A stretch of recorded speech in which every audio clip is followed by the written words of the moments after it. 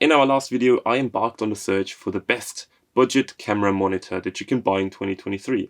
And there and then I had deemed the Desview R5II that I reviewed to be one of the best, if not actually the best camera monitor that you can buy on a budget. But today we got a new contender for that title, and after popular demand, I decided to finally make an in-depth review of the Portkeys PT6. This monitor looks like a very great alternative to the Desview, and we're gonna take an in-depth look at this to determine which of these two monitors you should actually be buying in the end. So, without further ado, let's jump right into it after the intro. Let's open up this boy, and we can instantly see we're getting a pretty nice box to come with it. We find a padded interior if you want to transport this monitor a lot.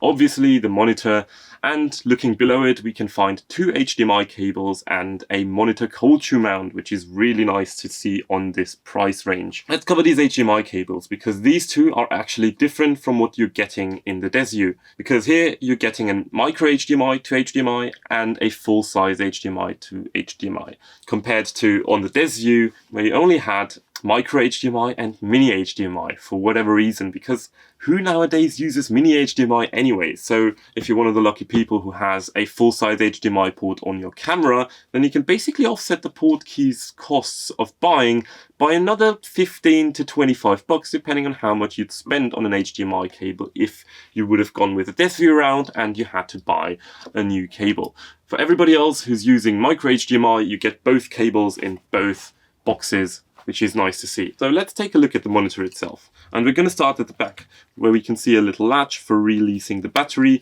And when it comes to battery types, it also supports both NPF batteries as well as Canon LPE6, which I absolutely love to see when we get the option to choose our battery type.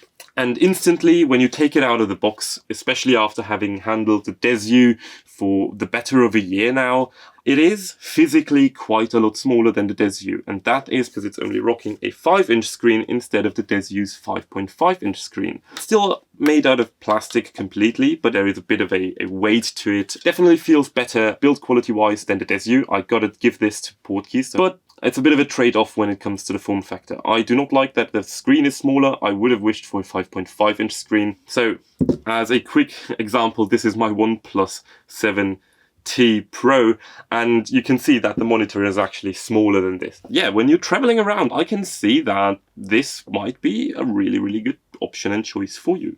Looking around at the monitor, let's start on the right side. We can find an HDMI out, which is nice to see that this got a pass-through, and no longer do we have to deal with a horrible power button that you have to hold on to for 3 to 4 seconds. Instead, we get this little switch here that turns off and on the monitor.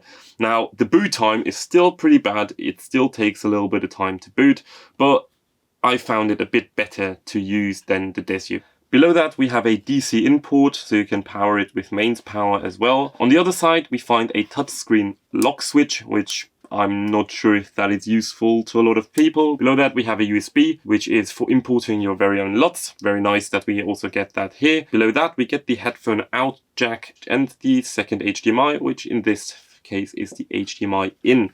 Then taking a look at the top, there is nothing but like this mesh grill kind of thing that isn't even open, so it's not going to do much for ventilation. And last but not least, at the bottom we have more mesh and the 1/4-inch thread with this kind of insert which you can use with locating pins. There is one more thing that I want to mention, and that is this monitor mount that you're getting. Not only is it padded on the top, so if you put on your monitor it doesn't slip around like that, right?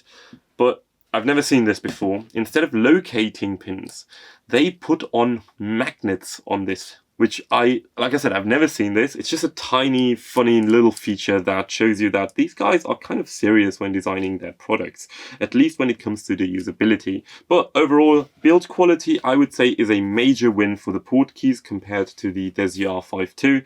The only thing that I really miss on the I/O, and this might be a deal breaker for many of us, is a DC out port. Now, for those of you who don't really need to power their camera off of their monitor, or if you don't have any other accessories that you would need to power off of the monitor eventually, then for you it might not be a deal at all, and this monitor is a great option. But personally, I gotta say, I've gotten used to powering my camera off of these big NPF batteries for a while now, and it's been a treat using these because these just last you hours and you don't ever have to worry about changing your battery out, which on longer shoots, this is absolutely crucial. And sure, you might have a completely different power distribution system, maybe using like a V-mount or gold mount battery, or maybe you're just on your normal camera battery power and you just want to power the monitor with this battery, then it's going to be a perfect option. So which one of these monitors is better for you personally? So let's start with the price. If you buy both of these camera monitors off of Amazon, you're going to pay around 180 to 190 bucks for these. Most of the time, they're very, very similar priced. But the Desview, if you're willing to get it from China directly, you can get it as low as 120 to 125 bucks, which is a really, really sweet price for a monitor that good. The Portkeys, on the other hand, is always a little bit more expensive, even if you get it straight from China, which is a bit sad, but we do also have to give it a few wins, like the build quality, the carrying case, and actually including an HDMI to HDMI cable in this. When it comes to features, both of these monitors have near feature parity when it comes to the basic features itself.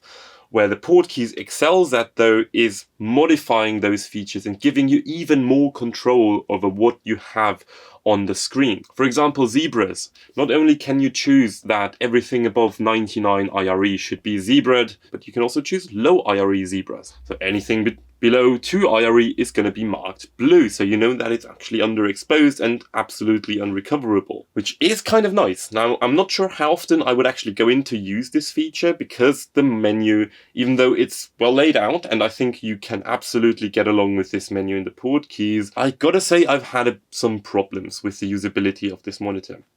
First of all, I have very big hands, and going from a 5.5 to a 5-inch screen was a definitive downgrade for me. I've had to double tip a lot of the menu buttons in just the past few days because the first tap just wouldn't register on the monitor, which can be incredibly annoying, and it's definitely going to take away time from you. When it comes to features alone, I think the Portkeys has to get the win here because you do just get a little bit of more customization. But when it comes to actual usability of the menu and all of the options, then I do have to give it to the Desview.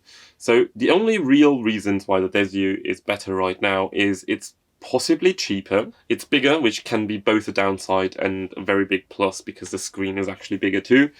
And the usability is actually better. What actually loses out to the Portkeys is build quality, the actual sheer amount of customizations that you can do in the menu of the Portkeys, which you can't really do on the Desview. And last but not least, sadly, the Portkeys also has one more big drawback, and that is it's 200 nits less bright. So I found this to be quite challenging to use outside in broad daylight, and even in a studio where you have a lot of lights just shining onto you or shining on the monitor, you might actually need to use the sunshade even in a studio on this monitor. So that's a definitive downside, especially because the menu system is laid out on the left and right side. If you shoot a lot outside, I honestly would recommend you to go with an even brighter monitor. But if that's completely out of the question because of your budget, then I think that this one is definitely for you. I've also had it that oftentimes the menu adjustment system just pops up and I have to close that down first. Overall, it's just a much less pleasant experience using this menu system